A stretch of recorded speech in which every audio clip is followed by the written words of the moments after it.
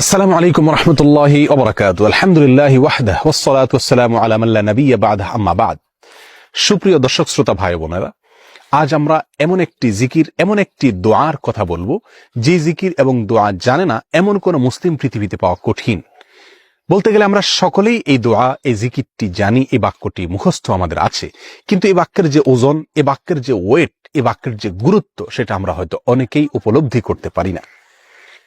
মুস্তাদরাক হাকিমে আবু সাঈদ খুদরি রাদিয়াল্লাহু তাআলা আনহু থেকে বিশুদ্ধ সূত্রে বর্ণিত এক হাদিসে নবী করিম সাল্লাল্লাহু আলাইহি সাল্লাম ইরশাদ করেছেন, একবার আল্লাহর নবী মুসা আলাইহিস সালাতু ওয়াস সালাম আল্লাহর কাছে দরখাস্ত করলেন, আল্লাহর কাছে আবেদন পেশ করলেন।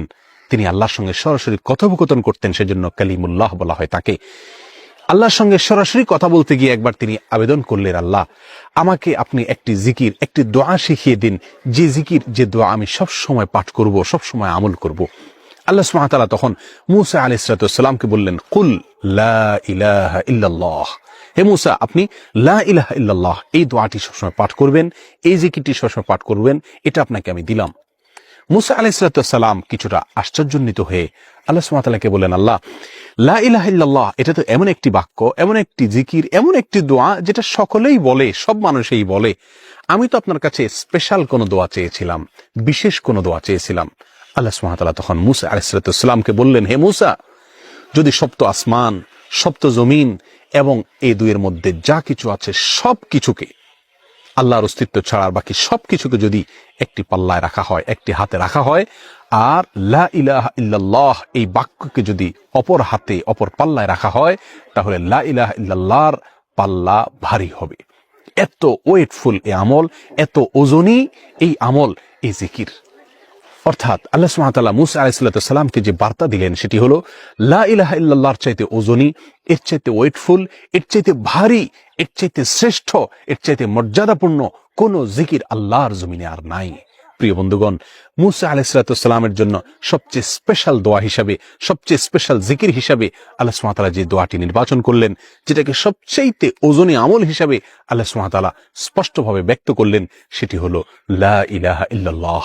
অথচ এই লা ইলাহা ইল্লাল্লাহ এটাকে আমরা খুব সাধারণ একটি জিকির মনে করি, খুব সাধারণ একটি দোয়া মনে করি, আমরা বিশেষ আমল খুঁজে বেড়াই। অথচ এর চাইতে বিশেষ, এর চাইতে স্পেশাল কোনো আমল আল্লাহর জমিনে আর হতে পারে না।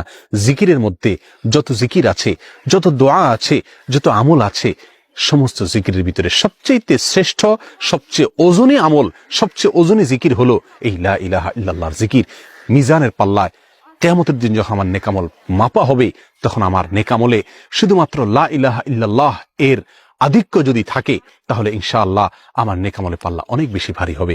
আসুন, চলতে ফিরতে, উঠতে বসতে, অবসরে, কাজের ফাঁকে সব সময় মুখ থেকে, অন্তরের গভীর থেকে লা ইলাহা ইল্লাল্লাহ উচ্চারণ করতে থাকি।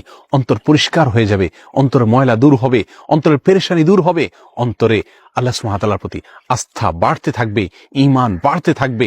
এবং লা ইলাহা ইল্লাল্লাহ এই জিকির আমরা যত বেশি করব, তত বেশি সৃষ্টি জগতের অন্য সবকিছু আমাদের কাছে তুচ্ছ মনে হতে থাকবে। সবকিছুর হারানোর কষ্ট আমরা ভুলতে থাকব।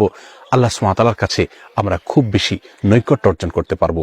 আসুন বলতে থাকি বেশি থেকে বেশি, অন্তরস্থল থেকে ঈমানের সঙ্গে লা ইলাহা ইল্লাল্লাহ।